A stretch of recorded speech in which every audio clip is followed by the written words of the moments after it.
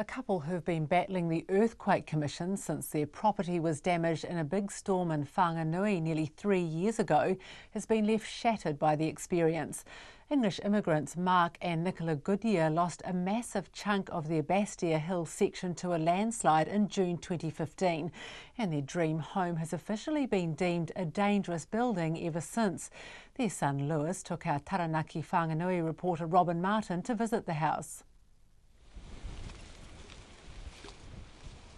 So Lewis, we've just just coming up to the old driveway of your place. Can you explain to me what you see here?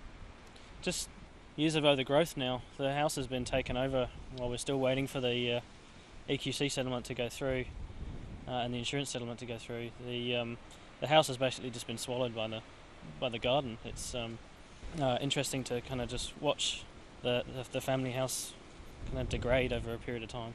So how do you feel when you see the place looking like this? It's really, really unsettling. The house was in a really, really good condition. My parents were in a good space, and they're just not anymore. They've lost their family home, and it's just, they've been waiting for years. For me, the house is it's where I grew up, and it's gone basically. It's overrun. I mean, everything is wrecked. It's amazing what, even inside the house, amazing what time will do when it's just not used and it's not loved. Record flooding forced the evacuation of more than 200 homes in low-lying areas of Whanganui in June 2015, but on Bastia Hill above the city, the Goodyears were enduring another drama altogether. A massive slip claimed a third of their section, including retaining walls and much of the driveway. A corner of the garage has been left hanging in mid-air. EQC has paid out $76,000 for the damaged land. That was the cheapest of the options available to it, and well below its estimated restoration cost of $280,000. Should we take a look inside? We can wander on in.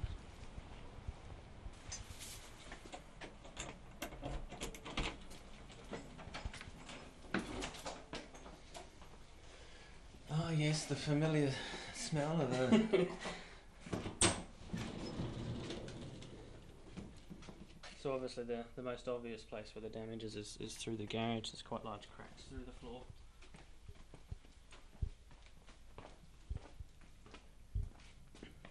This place here is actually, there's just a big hollow underneath where the ground's gone. And when they did the survey of this concrete pad, this corner has dropped. I think it was something like 28 millimetres or something, which doesn't sound like much until you then extrapolate it to the roof and everything's moving. The EQC doesn't believe the house, insured for $520,000, has been significantly affected by the slip, and the $38,000 it has paid out for damage to the home is well below the $115,000 cap that would then trigger the involvement of the family's insurer, IAG. The Goodyears dispute the extent of the damage. So what is EQC saying about the structural soundness of the building? They're currently saying that the driveway and the retaining walls that have gone haven't impacted the structure of the house.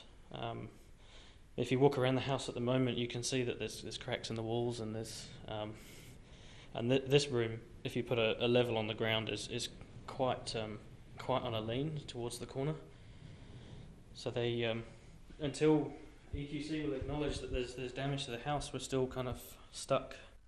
The Goodyears' lawyer, Grant Shand, says natural justice has been overlooked in this case. A person loses the use of their house through a natural disaster and ought to be able to recover what's necessary to reinstate it as a house, particularly in circumstances where that's what EQC exists for, and they have a replacement insurance policy with an insurer. It just doesn't seem right that you should only get so little money when that's not ever going to fix the damage caused by the landslip. Mr. Shan says the appeal against EQC will come down to whether the court is convinced that the home is damaged or not. He says it is infuriating that the EQC is willing to fight cases that would cost less to settle. Commerciality doesn't really come into play. It's all about what they see as their evidence to support their position. And if they think that they have something to argue over, they'll argue over it, even though it might cost it a lot more money than what it would have cost for them to settle a claim. To rub salt in their wounds, the Goodyears' home has recently been burgled and their personal possessions systematically rifled through.